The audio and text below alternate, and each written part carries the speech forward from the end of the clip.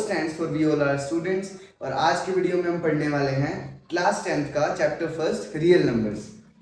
तो आइए देखते हैं। रियल नंबर्स स्टार्ट करने से पहले हम सबसे पहले बात करेंगे कि हम कौन से टॉपिक इस चैप्टर में कवर करने वाले हैं। ठीक है, सबसे पहले हम क्लास 9th में जो हमने पढ़ा है वो रिकॉल करेंगे एक बार, वो बहुत जरूरी है। और उसके बाद हम पढ़ेंगे the fundamental theorem of arithmetic, फिर हम पढ़ेंगे एचसीएफ एंड एलसीएम के बारे में जो आप लोग बचपन से पढ़ते हुए आ रहे हैं। फिर उसके बाद हम इरेशनल नंबर्स के बारे में पढ़ेंगे। इरेशनल नंबर्स के बारे में हमने 9th क्लास में पढ़ा था, लेकिन अब हम पढ़ेंगे कि इरेशनल नंबर्स को प्रूफ कैसे करते हैं। हम प्रूफ पढ़ेंगे इसमें, ठीक है। कि जैसे कि √2 है, √3 है, √5 है, हमें पता है ये इरेशनल नंबर है, लेकिन हम किसी भी इरेशनल नंबर को कैसे प्रूव कर सकते हैं कि वो एक इरेशनल नंबर है, वो हम पढ़ने वाले हैं इसके बारे में। ठीक है, तो आइए देखिए। सबसे पहले हमारे पास, हमें पता है, हमने 9th क्लास में पढ़ा था कि रियल नंबर्स क्या होते हैं। हमारे चैप्टर का नाम है रियल नंबर्स। रियल नंबर्स क्या होते हैं? रियल नंबर्स वो नंबर्स होते हैं जिनमें रैशनल और इरेशनल आ जाए, मतलब कि रैशनल नंबर्स और इरेशनल नंबर्स को मिला के क्या बनते हैं? Real number. इस बात का मतलब क्या हुआ कि नंबर लाइन पर हर एक पॉइंट, आप पूरी नंबर लाइन पर कोई भी, कहीं पर भी कोई भी पॉइंट ले लीजिए, वो पॉइंट एक स्पेसिफिक रियल नंबर को डिफाइन करता है। नंबर लाइन पर हर एक पॉइंट एक स्पेसिफिक रियल नंबर को डिफाइन करता है। अब वो रैशनल भी हो सकता है और इरेशनल भी हो सकता है। ठीक है, तो हम जानते हैं कि रैशनल और इरेशनल के बीच में क्या डिफरेंस है। रैशनल नंबर सिंपली वो नंबर होते हैं जिनको हम p/q की फॉर्म में लिख सकते हैं, where q is not equals to 0। Rational numbers को हम p/q की फॉर्म में, यानी कि डिवाइड की फॉर्म में लिख सकते हैं। डिवाइड की फॉर्म का मतलब हम उसको न्यूमरेटर अपॉन डिनोमिनेटर की फॉर्म में लिख सकते हैं, where q is not equals to 0। ठीक है, जैसे कि हमारे पास 0 और 1 के बीच में 0.1, 0.2, 0.3 ऐसे बहुत सारे नंबर्स आएंगे। 0.3 को हम कैसे लिख सकते हैं? 0 पॉइंट हटाएंगे तो 3/10। 0.2 और 3 के बीच में हमारे पास 0.21, 0.22 ऐसे आ जाएंगे। 0.22 को हम कैसे लिख सकते हैं? 22/100, है ना। तो ऐसे ही हम इनके बीच में अनलिमिटेड रैशनल नंबर्स फाइंड कर सकते हैं। ठीक है, नेक्स्ट देखिए आप, irrational numbers. Irrational numbers rational numbers का बिल्कुल उल्टा होता है। इरेशनल नंबर्स वो नंबर्स होते हैं जिनको हम p/q की फॉर्म में नहीं लिख सकते, जिनको हम p/q की यानी कि डिवाइड की फॉर्म में आप उसको लिख ही नहीं सकते। तो इस बात को समझते हैं कि क्यों नहीं लिख सकते। अगर हम कोई भी रैशनल नंबर लेते हैं, जैसे कि 3/10, इसका डेसिमल एक्सपेंशन आ जाएगा 0/3, ठीक है। ऐसे ही अगर हम करेंगे 10/3, तो इसका डेसिमल एक्सपेंशन आएगा 3.333, है ना, कुछ इस तरीके से। तो इसका मतलब ये रिपीट होता रहेगा। तो याद आया होगा आपको कि रैशनल नंबर का जो डेसिमल एक्सपेंशन होता है वो या तो टर्मिनेट हो जाता है ना, या तो रिपीट होता रहता है। तो इसलिए हम इसको p/q की फॉर्म में लिख सकते हैं। लेकिन इरेशनल नंबर वो नंबर्स होते हैं जिनका जो डेसिमल एक्सपेंशन होता है वो ना तो कहीं पर जाकर खत्म होता है और ना ही कभी रिपीट होता है। जैसे कि 0.1010010000010000 और मैं इसके आगे डॉट डॉट लगा दूं, है ना। अब इसमें ना तो कुछ रिपीट हो रहा है और ना ही कहीं पर जाकर खत्म होने वाला है। तो हम इस पॉइंट को कैसे हटाएंगे, इसको डिवाइड की फॉर्म में कैसे लिखेंगे? पॉसिबल नहीं है। इसलिए ये क्या होते हैं? इरेशनल नंबर्स होते हैं। तो आई होप आपको ये रिकॉल हो गया होगा। अब हम बढ़ते हैं हमारी फंडामेंटल थ्योरम ऑफ अरिथमेटिक की तरफ। अगर आपको इस टॉपिक में रैशनल और इरेशनल नंबर्स में कोई प्रॉब्लम है तो आप 9th क्लास का चैप्टर 1 हमारे चैनल पर जाकर चेकआउट कर सकते हैं। मैं उसका लिंक डिस्क्रिप्शन में डाल दूंगा। तो warriors, fundamental theorem of arithmetic की तरफ बढ़ने से पहले एक बार हम प्राइम नंबर और कंपोजिट नंबर के बारे में जान लेते हैं कि प्राइम नंबर और कंपोजिट नंबर आखिर क्या होते हैं। तो प्राइम नंबर आप बचपन से पढ़ते आ रहे हैं, आई होप आपको याद होगा। अगर आपको याद नहीं है तो मैं बता देता हूँ।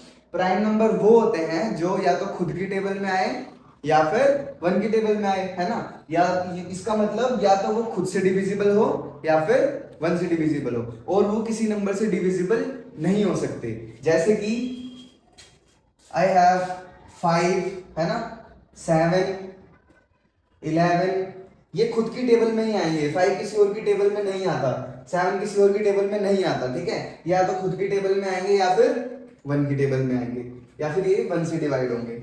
तो अब अगर हम बात करें कि स्मॉलेस्ट प्राइम नंबर क्या होता है, स्मॉलेस्ट प्राइम नंबर, तो जल्दी से बताओ स्मॉलेस्ट प्राइम नंबर क्या होता है। ज्यादातर बच्चे बोलते हैं कि स्मॉलेस्ट प्राइम नंबर 1 होता है। नहीं, हमने अभी दो कंडीशंस की बात की, या तो वो खुद की टेबल में आना चाहिए या फिर 1 की में। तो दो कंडीशन सेटिस्फाई होनी चाहिए। तो स्मॉलेस्ट प्राइम नंबर होता है 2, ठीक है। 2 या तो खुद की टेबल में आता है या फिर 1 से डिवाइड होता है। अगर हम बात करें 1 की, अगर आप बोलोगे कि 1 एक प्राइम नंबर है, नहीं 1 की कोई टेबल होती ही नहीं है ना यार। 1 कैसे प्राइम नंबर हो सकता है? 1 दोनों कंडीशंस को सेटिस्फाई नहीं करता। 1 से डिविजिबल हो जाएगा, ठीक है, लेकिन प्राइम नंबर होने के लिए दो कंडीशन सेटिस्फाई होनी चाहिए। तो प्राइम नंबर्स के कुछ एग्जांपल हैं 2, 3, 5, 7, है ना। 6 नहीं होगा क्योंकि 6 2 की टेबल में भी आ जाएगा और 3 की टेबल में भी आ जाएगा। 8 2 की टेबल में भी आ जाएगा और 4 की टेबल में भी आ जाएगा। तो आई होप आप प्राइम नंबर्स को समझ गए होंगे।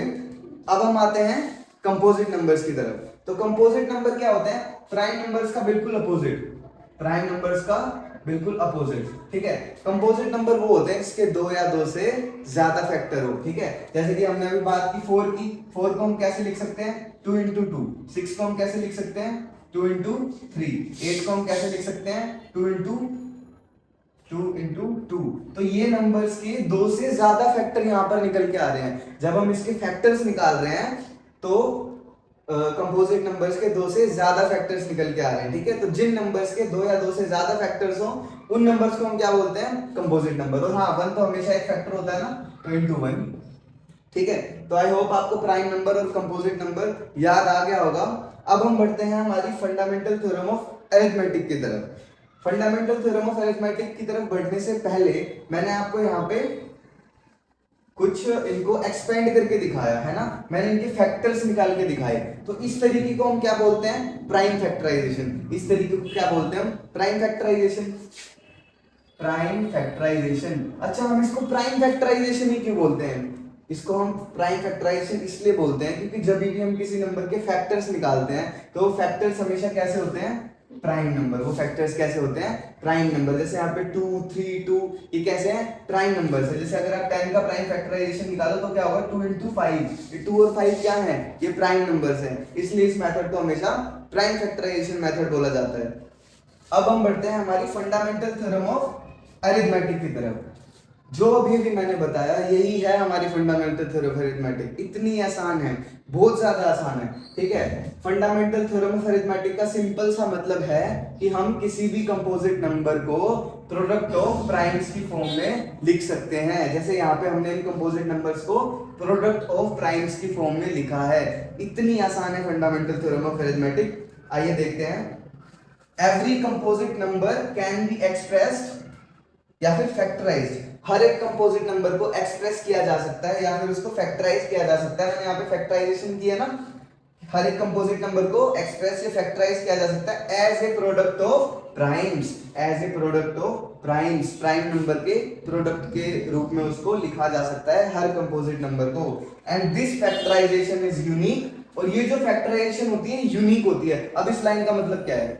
This factorisation is unique. इसका मतलब क्या है कि ये जो फैक्टराइजेशन है ये यूनिक होती है। इसका बहुत सिंपल सा मतलब है कि आप कोई भी नंबर उठा के देख लीजिए, सभी नंबर्स की जो प्राइम फैक्टराइजेशन होगी वो अलग होगी, एक यूनिक प्राइम फैक्टराइजेशन होगी। किन्हीं भी दो नंबर्स की प्राइम फैक्टराइजेशन कभी भी सेम हो सकती है? नहीं, हमेशा ये प्राइम फैक्टराइजेशन हर नंबर्स के लिए यूनिक होने वाली है, ठीक है। Apart from the order in which prime factors occur, ठीक है। ये जो हमारे प्राइम फैक्टर्स हैं, ये जो हमारे प्राइम फैक्टर्स हैं, ये किसी भी ऑर्डर में आए, ठीक है, वो मैटर नहीं करता। हमारी प्राइम फैक्टराइजेशन हमेशा यूनिक होने वाली है हर नंबर के लिए। तो आई होप आपको फंडामेंटल थ्योरम ऑफ अरिथमेटिक बहुत आसानी से समझ में आ गई होगी।